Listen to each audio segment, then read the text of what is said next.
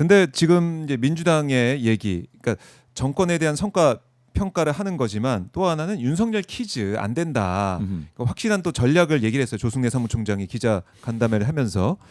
그러니까 윤석열 이름이 또 등장을 하는 거 아닙니까? 이렇게 되면 선거에. 그렇죠. 그러니까 또 재판도 진행이 계속 되고 있고, 그리고 장동혁 대표가 윤석열 절윤을 안 했기 때문에 거기에 대한 반발심이 당 내에서도 커지고 있는 그런 상황인데, 갤럽 조사에서도 이번 1심에 대한 형량에 대해서 물어본 조사가 있었죠? 어떻습니까? 예, 있었습니다. 네. 자, 보시죠. 윤석열 전 대통령 내란 우두머리 혐의 1심 법원 판결에 대해서 물어봤어요. 예.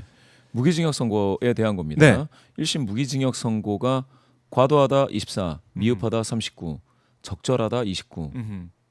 과도하다. 이거는 뭐 무죄가 좋겠다 뭐 이런 내용이겠죠. 네. 24입니다. 미흡하다 39, 적절하다 29. 요렇게 되면 미흡하다 39라고 말씀드렸는데요. 네. 이게 차트가 위에 있네요. 자, 이렇게 나온 겁니다. 지금 아하. 형량과 관련해서. 그리고 지금 이번 조사에선 비상계엄 사태 이게 내란이냐 아니냐 요거를 또 물어봤습니다. 예. 그랬더니 내란이다. 64. 야, 이건 절대적이네요. 예. 그리고 형량이 지금 적절하다 29, 미흡하다 39. 합치면 68이죠. 68. 뭐 넘죠. 여기 항상 20 몇 %가 지금 나와 있는데 네. 이번 조사 갤럽 조사에 국민의힘 지지도 22%. 그렇죠. 그리고 대통령 부정률 26%. 20% 중반이죠. 예. 초중반 이렇게 형성이 되어 있습니다. 그러면 이게 과거하고 많이 달라졌는지 한번 보시죠. 윤석열 대통령 탄핵 찬성 59. 네. 탄핵안 인용 잘된 판결이다 69. 탄핵 찬성이 때로 70% 넘어갈 때도 있어. 75 나올 때가 있었습니다. 네. 이렇게 보면 지금 이 정도를 보시면은 예. 우리 국민분들은 그러니까 요 내란이다라는 인식 요구에 대해서 크게 바뀌지 않으셨어요. 많은 국민분들이 사실은 마음을 닫고 말 안 하고 이런 시대가 아니잖아요. 네. 전부 다 자신의 마음을 열어서 다 보여주고 계십니다. 그랬을 때에 내란이다. 꾸준히 60한5에서 플러스 마이너스 되고 있는데 71도 나왔다가 탄핵 찬성 75도 나왔다가 네. 예, 이렇게 형성이 되어 있다. 그러면 이번 조사에서도 그러면 무기징역 형량이 과도하니까 이거는 무죄로 가야 된다는 20% 초중반대에 머물러 있다. 비슷한 조사를 전국지표조사에서도 했습니다. 그래요. 한번 그것도 한번 보죠. 예. 찾느라고 힘드네요. 네. AI 시대 좀 바뀌는 건 없습니까? 제가 손에 좀 힘을 주고 네. 예. 여기에서 보시죠. 여기 무죄라 판단함으로 무기징역 선고가 잘못되었다 23. 갤럽에서 24 나왔죠. 비슷합니다. 예. 두 개 합치면은 갤럽에서 68 나왔죠. 두 개 합쳐서 68입니다. 여기서도 비슷합니다. 혐의에 비해 무기징역 선고가 가볍다. 네. 42. 아하. 예. 혐의를 고려할 때 무기징역 선고가 적절하다. 26. 두 개 합치면 68. 그런데 갤럽도 꾸준하게. 68. 예. 무죄인데 무기징역 선고 잘못했다 23. 갤럽 24. 비슷합니다. 그러면 갤럽이나 MBS나 사실상 비슷한 정도의 이런 국민 정서, 네. 민심 이런 걸 지금 보여주고 있다라고 보셔야 될 것 같습니다. 그렇네요. 그러니까 이런 흐름을, 민심 흐름을 국민의힘이 아는지 모르는지, 안다면은 지금 이런 전략, 장동혁 대표의 기자회견으로 보면은 무죄 추정의 원칙을 계속 얘기하고 있는데, 그리고 뭐 사과했다라고 했는데 1심에 대해서 뭐 참담하다, 안타깝다 이 정도 얘기만 언급을 하고 절윤이 안 되는 상황. 이게 진짜 큰 리스크네요. 지방선거 앞두고. 그렇죠. 예. 리스크라는 게 왜 그러냐면 그러니까 과거에 2018년에도 가령 지방선거에서 패배한 이후에 네. 그리고 나서도 대선을 치러서 대통령을 배출하지 않았느냐 이런 얘기를 할 수도 있어요. 예. 그러네. 박근혜 다음에. 그렇죠. 예. 그리고 뭐 17년에 대선 패배하고 2018년에 지방선거를 패배했지만 네. 그렇지만 2022년에 대통령 선거 이기지 않았느냐 이런 얘기를 할 수가 있는데 그 2018년에 지방선거를 그렇게 패배하는 여러 가지 사건 과중에 2017년 당시 당대표였던 홍준표 대표는 박근혜 전 대통령을 제명 처리합니다. 제명 처리하죠. 그렇게 돼서 그나마 여기까지 왔다라고 본다면 이게 절연을 했다. 그 그렇죠. 당시에는. 예, 제명을 했었는데 네. 지금은 못 하고 있죠. 그러면은 어떻게 되느냐? 그러면 2018년에 패배 이후에 그나마 불씨를 살려뒀던 홍준표 정도의 리더십을 발휘하려면 절연을 해야 되는데 절연을 지금 못 하고 있는 거죠.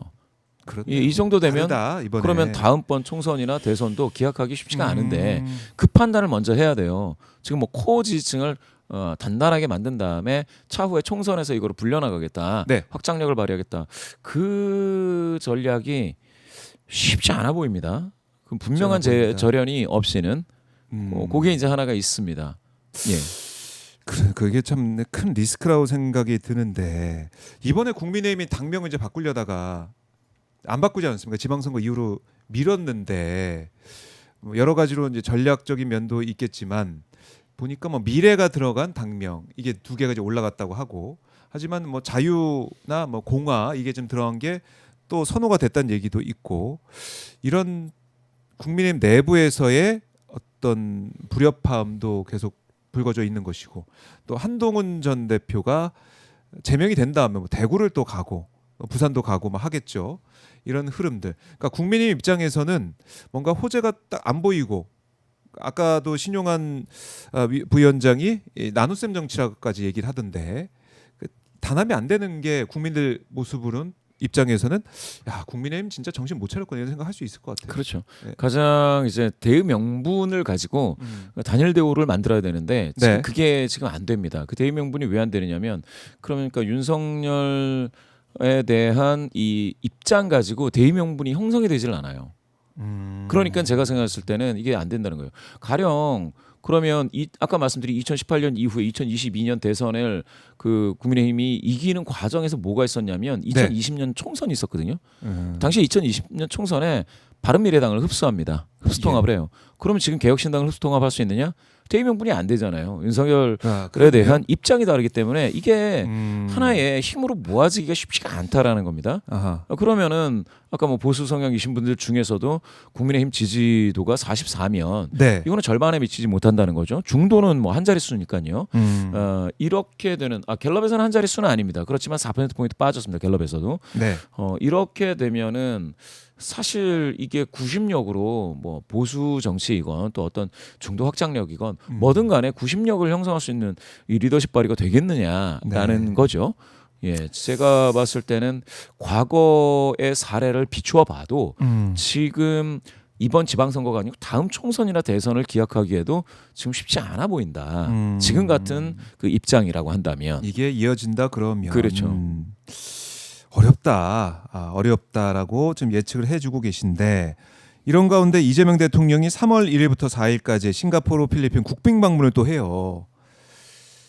제 느낌은 이재명 대통령이 정말 이제 몰아친다는 느낌이 좀 드는데 룰라 대통령을 만나서 또 우리 국민들이 너무 기분 좋게 그 정상회담을 받고 이번엔 또 싱가포르, 필리핀 국빈 방문을 통해서 외교 성과를 또 만들어 낼 걸로 예상이 되고 국민의 입장에서는 참 계속 어려워지네요. 어떻습니까? 그러니까 이제 이 외교는 대통령만 이제 할 수 있는 드리블을 하는 거지 않습니까? 대통령 뭐 물론 이제 주위에 참모는 있겠지만 대통령이 중심에 나서서 할 수밖에 없는데 이게 지난 이제 윤석열 정부에서는 바이든 날리면 사건이 있었을 때 20% 24까지 긍정률이 빠지는 대폭락을 기록한 적이 있었습니다. 그런데 지금 같은 경우에 외교에서 실책을 범하는 경우는 없었죠. 윤석열이 있었죠. 지금 이번 정부에서는 없어가지고 윤석열 정부가 뼈저리게 느꼈죠. 그때 이제 그런 게 있었고요. 몇 번 그런 게 있으면은 외교가 이게 상방압력으로 작용할 수 없다가 되는 건데 지금은 외교 부동산에서 득점, 외교를 하면 외교에서 또 득점 이런 식으로 된다면 그러면 대통령 긍정률은 빠질 이유는 없게 되는 거죠. 빠질 이유가 안 보인다. 그래서 제가 생각했을 때는 이게 뭐 한중 관계, 한일 관계, 한미 관계, 더군다나 그 다른 국가, 뭐 다른 대륙에 있는 국가 모두와의 그 관계에서 지금 무엇을 탁 집어서 이게 잘못됐다라고 할 만한 게 발견이 되지 않는다. 외교는. 그래서 모르겠습니다. 경제 문제라든지 이런 것들은 사실은 정책의 부작용 같은 게 나타날 수가 있는데 외교에서도 이제 뭘 가지고 탓할까? 가령 그런 게 있어요. 대통령 부정평가에 왜 친중적이냐라고 했는데 제가 봤을 때는 이재명 대통령이 친중적이지 않은 이유 중에 하나를 제가 한번 언급을 해드리면 2022년에 이런 일이 있었습니다. 그때 대선 캠페인 중이었는데요. 이재명 당시 후보가 이런 이야기를 했습니다. 중국에 어선들이 이렇게 오면 그 막 우리 어선들이 막 피해를 보지 않습니까? 네. 막 싹쓸이 해간다 뭐 이런 얘기가 있었는데 그러면 실탄 사격을 하겠다. 하겠다.